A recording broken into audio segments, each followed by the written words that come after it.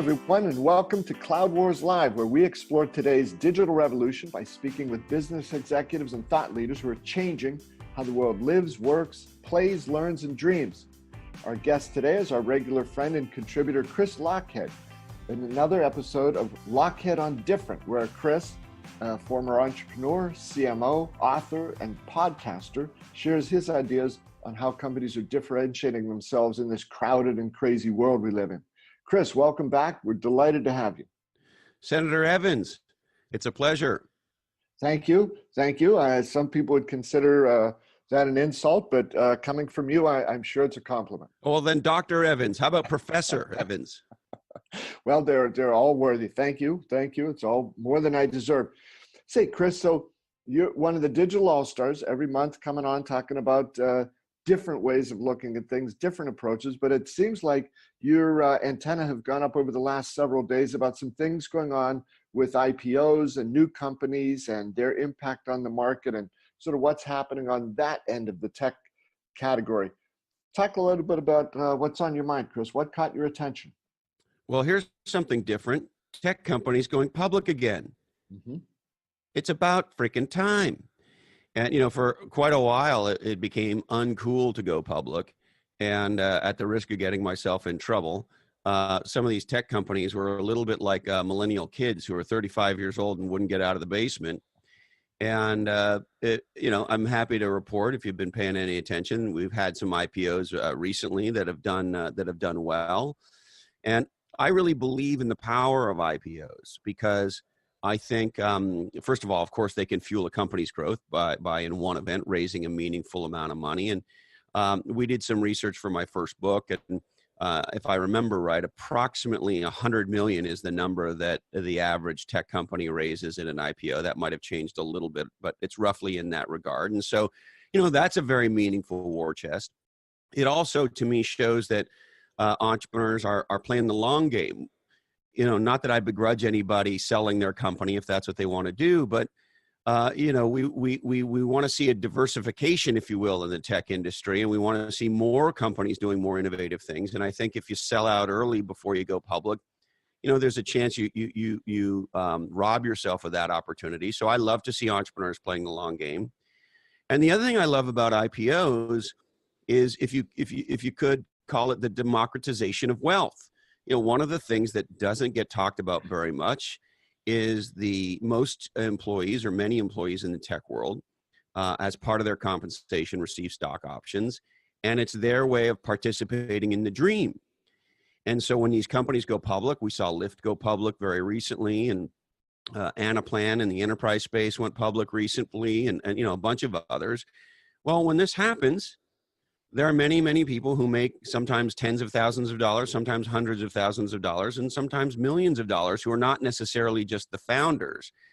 And this is still America, right, Bob? I believe so.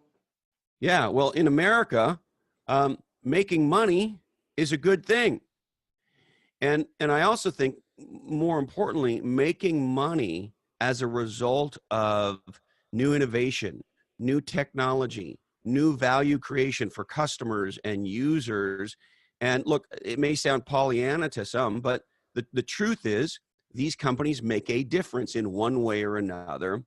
And when the people who participate in those companies create value for others, and they can, if you'll allow me the jargon, monetize that value through an IPO and make money for themselves, I think that's goodness. I think that we live at a time where having the right incentives for entrepreneurs and entrepreneurial people is more important than ever. According to the Brookings Institute, we're at the lowest level of entrepreneurship in recorded American history. I think there's a lot of things our government, according to the Brookings Institute, does to actually hurt entrepreneurship. And so all the new innovation comes from entrepreneurs, all the new patents, all the job growth. None of that comes from, with all due respect, IBM or GE. It comes from more entrepreneurial companies. And so I think it's a really healthy thing across the board. And in addition to that, I think it's a good thing for management of these companies because it forces a level of rigor and discipline. A lot of people talk about the negativity of being on the hook for the quarterly number, and there are some negatives. We can talk about that if you like. But I think there's huge positives around maturing a business to set a plan and meet that plan and beat that plan and grow. And it takes the rigor and discipline around growing and managing a company to a whole other level when you go public. So I think the plus sides of IPOs way outsize the downsides. And I think the fact that we're here is good. And I wanted to just call your attention to this Wall Street Journal story that came out recently. Companies that went public in 2019 are up 12% from their IPO prices, according to DealLogic. And according to the journal, tech companies are up 34%, which is, of course, higher than the NASDAQ year-to-date number growth, which is 20%. And so, hey, innovation, technology, IPOs, growth, America, here we go. Love it. Chris, yeah, you said one thing there about it's not talked about a lot, that multiple people in these companies participate, right, when these IPOs happen. Why? It would seem to me that ought to be something that the tech industry and anybody interested in business, or those great topics you just described, innovation, growth, opportunity, possibility, new value being created, not just financial value, but as you've talked about before, these breakthroughs in things like medical technology, biomedics, those things that are happening that were never possible before. So I don't know why anybody would feel like they don't want to talk about these things that are impacting not just the lives of the people directly involved, but spurring that innovation, that growth, and that opportunity that touches people, not just in the US, but around the world. Yeah, absolutely. And the other thing, and look, some people may think this is too corny, but I also think it pulls on my heartstrings around human potential. When SpaceX launched that rocket and Elon put the Tesla out there and, all that stuff, there was a lot of conversation about it, as there should have been. And I think that was a huge achievement. The thing that most people didn't talk about, however, is, hey, wait a minute. SpaceX is a venture-backed technology company. And they achieved something that heretofore only government agencies, whether it's American governments or Russian governments or so on, have been able to achieve, which is, a meaningful effort into space. And in this case, if I'm not mistaken, into Mars. And before, it took governments to do that. And that's cool. And now we have venture-backed companies doing things like that. And here's the thing I think people have missed. Elon Musk is a dude. One guy with a handful of other co-founders and engineers and really smart people. So a relatively small group of people came together with a big dream and made that happen. And the thing I love about entrepreneurship, and it's the thing that's going on with these IPOs, and I want to talk about Pinterest and Zoom in a second here, but the thing that I think people miss is that entrepreneurs and innovators of all kinds are the people who have the courage to slay the cynicism of our times with their dreams. And I'm inspired by that. And I hope more people are inspired by that. Let's talk by way of example of Zoom technology getting ready to go public here, probably public by the time this thing airs. Well, I had the distinct opportunity of spending some time with Eric Yuan, who's the founder of Zoom. And do you know his story, Bob? Yep. Tell us. I think it's one of the most inspirational tech and entrepreneurial stories. So back at the dawn of the internet in the ancient days, right after fire was discovered, yes, in the 90s, Eric Yuan was a young engineer living in China, and he saw Netscape go public. And as he shared with me, he was one of the very earliest guests on my podcast, and I kind of fell in love with him as a result. And what he shared with me, Bob, as a young engineer working in China, he saw this and he thought, holy guacamole, Batman, this is really something. I got to find a way to get to Silicon Valley. I want to be part of this.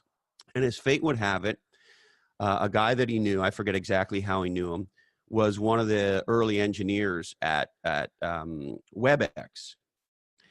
And so he tried to get to America. And if I'm not mistaken, he failed 9 times to get his immigration papers and so forth, which, by the way, shows you we're having the wrong conversation about immigration in our country. Is this stuff going on with the Mexican border worth talking about? Yes, it is. Do we need a policy? Yes, we do. I don't want to get into all that. But here's what I do want to get into. Eric is an immigrant entrepreneur, and our country tried 9 times, if I remember right, to keep him out. Anyway, he finally got in, and these are the kinds of immigrants we need. He was one of the very early, I think he was in the first 30 employees at WebEx. He started off as an engineer. He ends up becoming the head of engineering, Bob, at WebEx. WebEx goes public. They transform communication on the web, as we know. Ultimately, they get acquired by Cisco. And Eric is in the same job. Now he's at Cisco running engineering for the WebEx division. Now, this part of the story is not just entrepreneurial. It's also, I think, a big aha for people in major corporations who want to do legendary shit. Eric goes to his bosses at WebEx. He has what at the time is the idea for Zoom, or at least a kernel of an idea, that mobile and social and cloud change everything, and they need to sort of reimagine communication, right? So he presents these ideas to his bosses, and guess what they say? Don't do that. Keep doing WebEx. That's not what we do here. Right.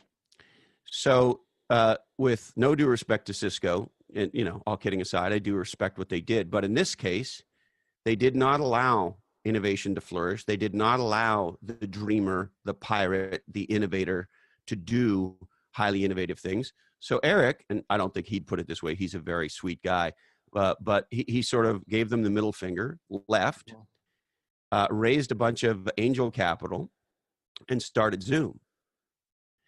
And now they're one of the fastest growing enterprise technology companies of all time, and they're going public. And so to me, what does this story tell us? It tells us a story of the power of entrepreneurship and innovation to make a difference. Eric's company, Zoom, in my opinion, has completely transformed, the way we can communicate with each other. We're recording this podcast on his platform.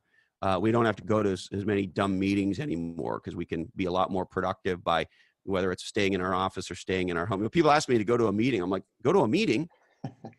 You want me to get in my car, put on pants? What are you talking about? Shave? Why don't I just do this from Zoom, right? And so he's made a huge contribution to our ability to connect and communicate and collaborate and get work done. And I think that's an uncalculable communication. He's a shining example of immigrant entrepreneurs and why we need immigration policy that incites legendary people with legendary ideas to come to America and build their futures here. He's a great example of wealth creation, and not just for himself, for his investors, and I think for me personally, his employees. There will be hundreds of people who will make zillions of bucks as this thing goes public. And so I think, and of course, the last moral of the story for me is, hey, big corporations, when somebody inside the company steps forward with a bold, innovative, courageous idea, and they dare to dream that idea, and what do we want to do? We want to do what my new buddy, Safi Bakal, who wrote a great book called Loon Shots, as in moonshots created by lunatics, one of the biggest books of the year. I think it's a hugely important book. We just had him on. He's amazing.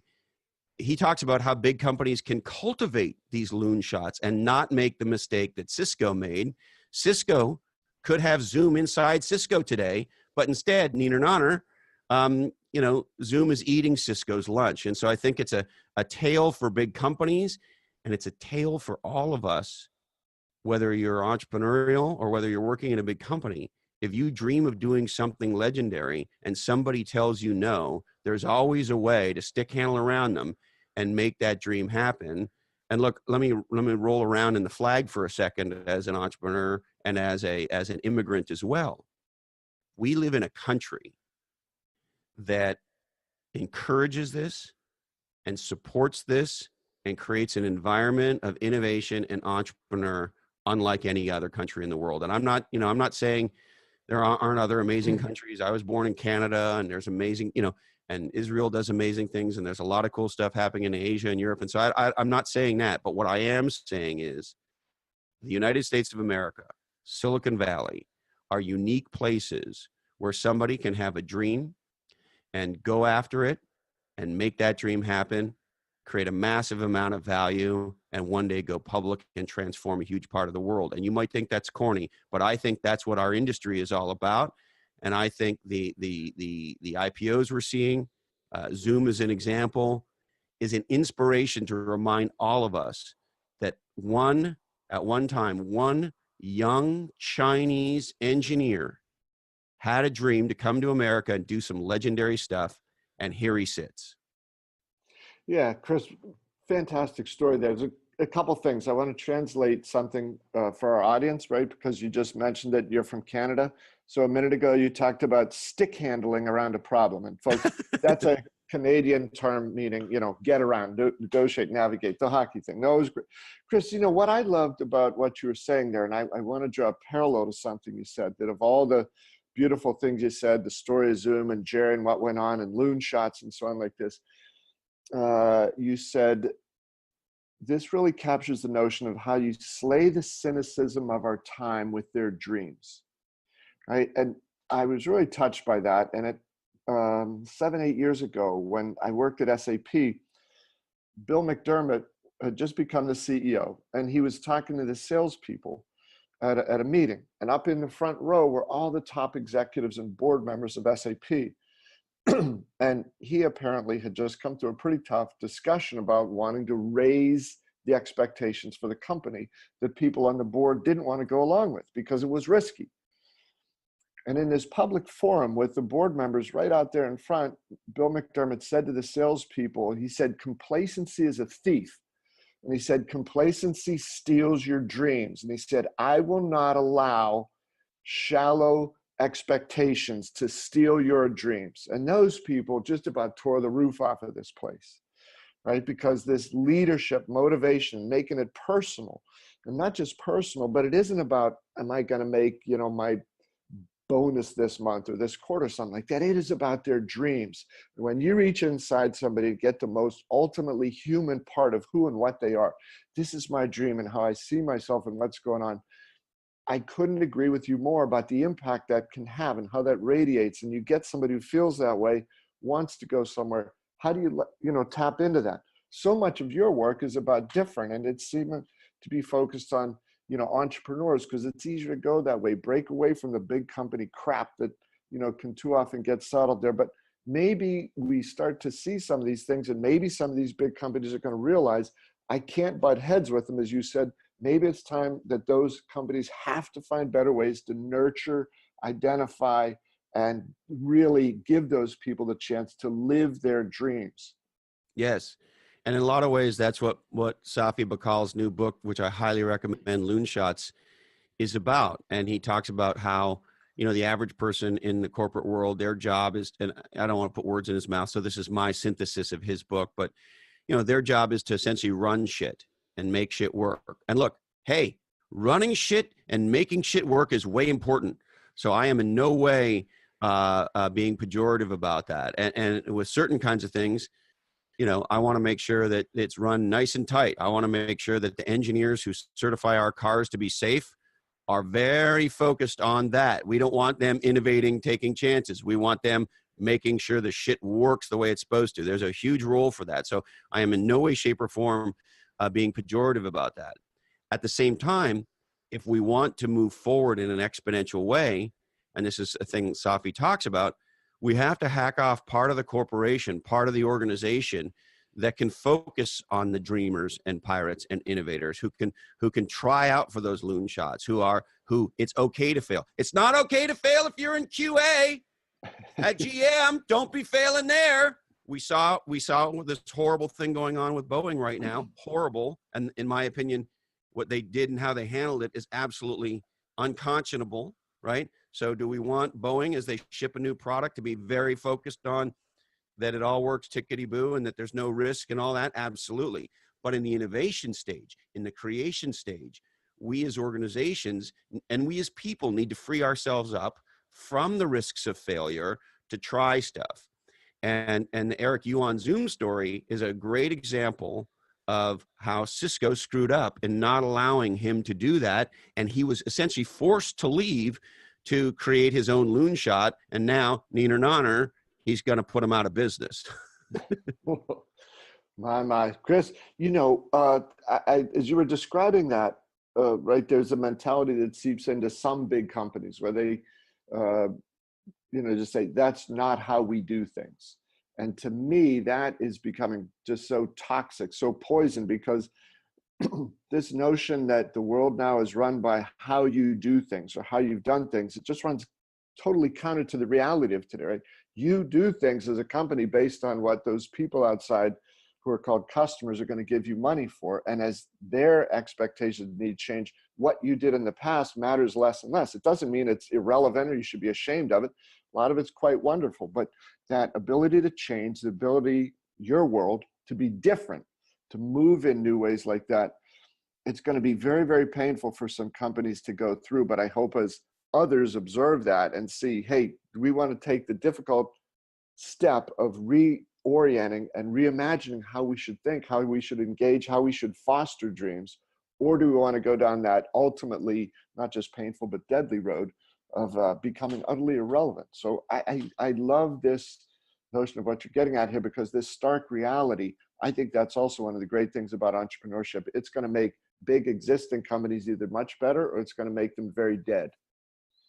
And even if you don't want to be an entrepreneur and do exactly what Eric did, there's this concept that's been rolling around in my head recently. And the phrase that's in my head is personal entrepreneurship.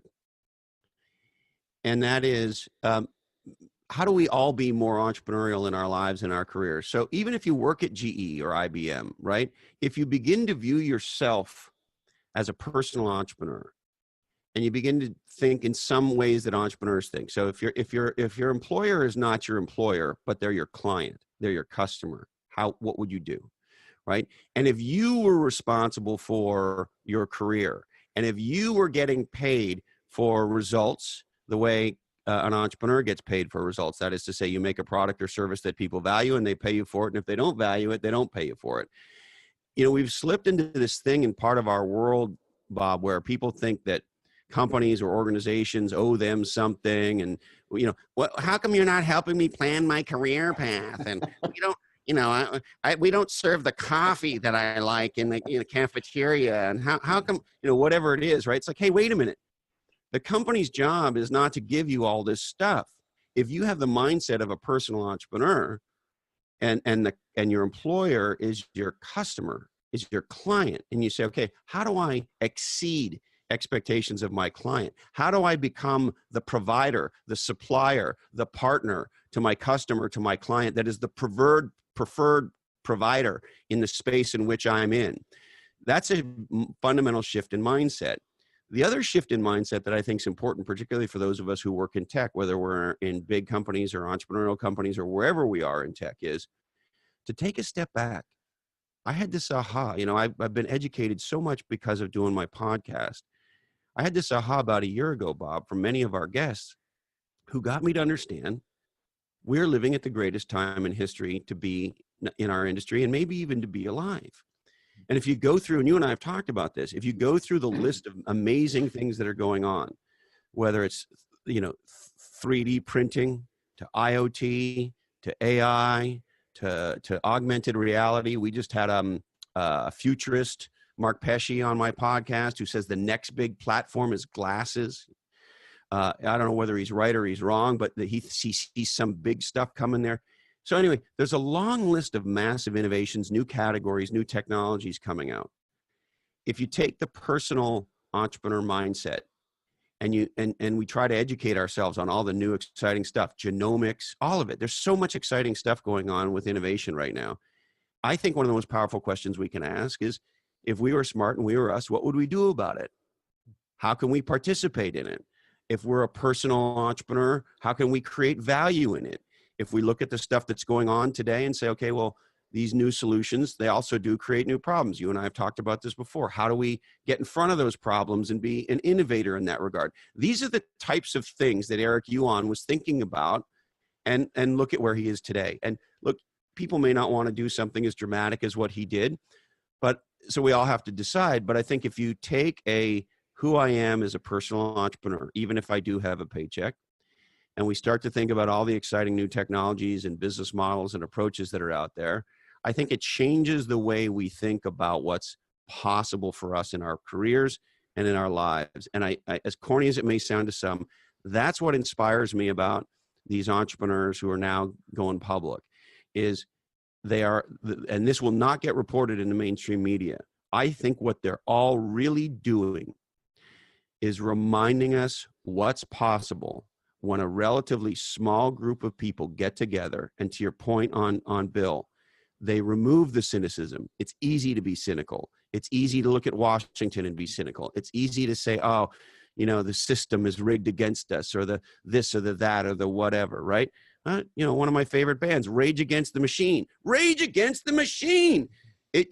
Put aside the cynicism, dare to dream, dare to innovate, dare to do something legendary. And we're at a time where we can do this at a level that we never could do before. Yeah, Chris, beautifully said. Again, I don't know. I don't want to mind your business, but you had to maybe think about writing a book, or getting into the podcast stuff, because it's fascinating, and I feel terrible sometimes when you see young people, especially any age. I think it's awful, but young people who feel like they come out feeling like the whiny thing you were doing a minute ago. They don't pay me enough. They don't let me take my dog to work enough. Somehow I'm a victim. The odds are stacked, blah, blah, blah, blah, blah. So what do? You retreat more inside. You fail to realize that, your uniqueness, your individuality, your courage, the challenges you face are what's going to define you as a person. And, you end up just sort of crawling in. But I think it was Dr. Seuss who said, if it was meant to be, it's up to me. Well, right, let's get busy. We can get busy. Eric Yuan came here with nothing. Got off a plane in Silicon Valley, San Francisco, and here he is some 20, 25 years later, and he's one of the most important enterprise technology entrepreneurs and innovators of the modern era. And if you're not inspired by that, candidly, you're not paying fucking attention. Yeah. It means something to us in our lives. And again, even if we don't want to swing that hard, I'm not going to go do what Eric did, but in my world, I'm trying to do things that excite me and that innovate and that hopefully make a contribution. And, we can all decide, where you want to dial your own personal meter on this stuff, but being cynical, being resigned, asking what's my employer going to do for me? It's the Kennedy thing, right? Ask not what America will do for you, right? Ask what you can do for your community, for your company, for your church, for your family. How can you be a more innovative person? And these technologies are allowing us to do things. Look at what you and I are doing with our podcasting and our writing. Bob Evans has created the Cloud Wars media company. And what used to take tens of millions of dollars to do, you can do now for very little money, reach, thousands and thousands and tens of thousands of people, make a difference, and make this new career for yourself as a media company, as a guru, as a writer, as a podcaster, as a thinker, right? We have the tools today to do things that were not possible even 5 years ago. And I just find it's sad when people settle for that sort of incremental approach. They allow the cynicism to bury them. Cynicism is easy. It's easy to be apathetic. And look, I don't want to sound overly preachy. I can get depressed. I can feel like, nobody likes me. Everybody hates me. I want to eat some worms. I can feel like, I'm not making a difference. I can feel like I don't get it and everybody else does. We all have times in our lives when we go to those places where we feel defeated.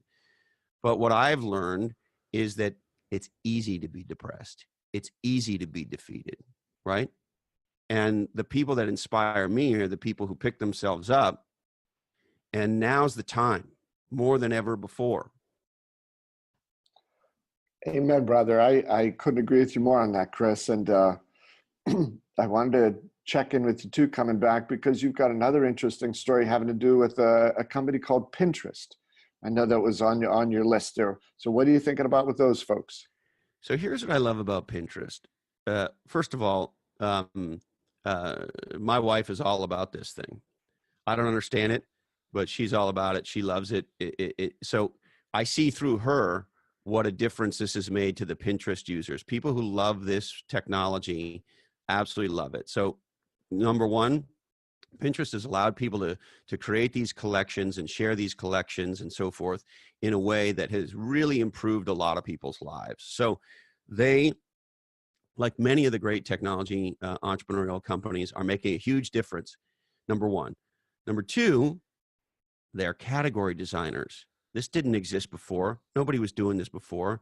They saw an opening that nobody else ever saw.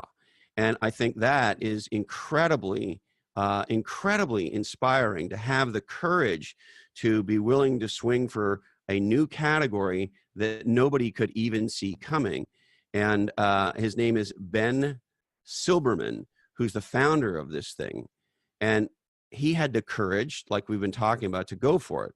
The other thing I love about Pinterest, Pinterest is a failure.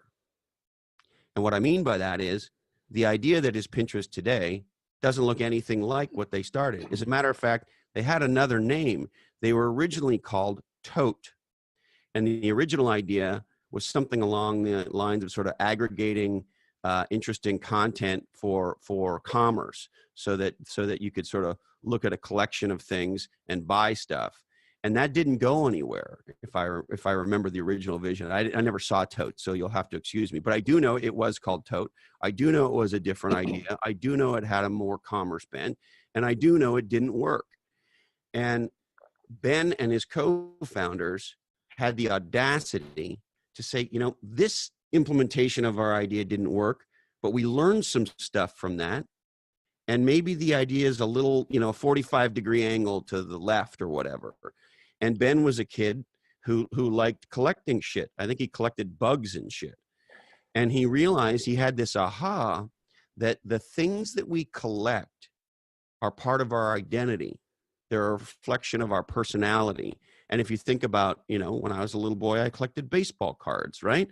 And I love guitars today. And, the answer to how many surfboards do you need, Bob? 6. No, you always need one more.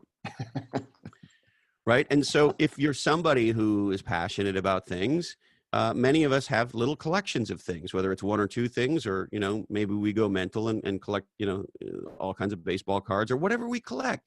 But this was a profound human insight that Ben and his co-founders had. They realized their original idea wasn't going to go, but they didn't give up. They tilted the idea. They quote unquote pivoted. They rebranded the company, and they created this whole new category. And here they sit on the precipice of, a $10 billion plus, we'll see when it happens, but a gigantic IPO. Again, the power of entrepreneurship, the courage to slay the cynicism of our times with your dreams, the ability to be flexible in the moment and not, on one hand, be willing to be adaptive, but not give up, right? And now here they are. And if you don't find that inspiring, I don't think you're paying attention. Or maybe don't have a heartbeat. Chris, I think, what you were describing there was so profound about that is you got to have that combination you described there just at the end, right? That single-mindedness, I am going to, this is going to work, yet to have the mental flexibility in there also to say it is going to work, but maybe not exactly as I thought it would a year ago, with more feedback, with more exposure out in the community, we're going to find a better way to do this. So that to me is the mark of somebody who goes from being sort of the fanatic over to the type of lunatic that Safi Bahcall talks about in Loonshots, right? But that courage and the confidence to adapt and to change, to move into different spaces. I've been talk I'm going to be giving in a couple of weeks. I was doing some research. One of the things I found with Under Armour, the athletic apparel company, their mission statement, it closed with this, that, we create things that you never knew you needed, and now you cannot live without. Amen. Right. So there's a vision, right? That's a little bit scary, a little bit weird. You never knew you needed. Now you can't live without it. And to me, that sort of captures so much of what you were talking about. The example you used, Chris, of when Jerry Yuan was still over in China, wasn't it? You said he looked at, wasn't it Netscape's IPO? Yeah, if I remember the story. Yeah, if I remember the story, and his name's Eric Yuan. Eric. If I remember the story that he shared with me, he said he was a young engineer. He was working. I think he had become an engineering manager in some kind of company in China. And he saw the news. He saw that Netscape, the creator of the browser and really the company that sparked the internet in a lot of ways, I think they deserve a lot more credit than they get. God bless Mark Andreessen, and Jim Barksdale and all those folks. Anyway, he saw that, and they had a hugely successful IPO at the time. Another theme of today, right? When they went public, it signaled to the world, hey, the internet is real. It unleashed a whole lot of other IPOs and innovation that came. And he said, hey, I want to be part of that. How do I get to America? How do I join a Netscape-like company? How do I play in this new game, right? And that's the amazing thing about technology innovation of any kind, category design, and entrepreneurship, as they all sort of come together as sort of innovators, entrepreneurs, dream up new approaches, new technologies, new categories of things, to your point on Under Armour, that we didn't know we needed, that now we can't live without. This is the heart of entrepreneurship. This is the heart of category design. This is what lifts people up, right? And my story is that story as well. And it's the story of many, many entrepreneurs, right? People who come from, relative nothing and seize the carpe diem around some of these ideas and approaches and go for it. And I think if that doesn't inspire you, I don't know what does. And again, no matter where you want to do this in your career, we live at a time where, this is just my personal belief, it behooves us to think about these things and decide what kind of action we're going to take to participate in them. And these new entrepreneurs and these new IPOs, it won't be reported in the Wall Street Journal this way. It'll be all financial. And, like after Lyft went public, I said, oh, well, the stock dropped. Their IPO wasn't a success. Go fuck yourself. What do you mean? A couple guys got together and completely reimagined transportation and created a massively valuable company that tens of millions of people love all around the world.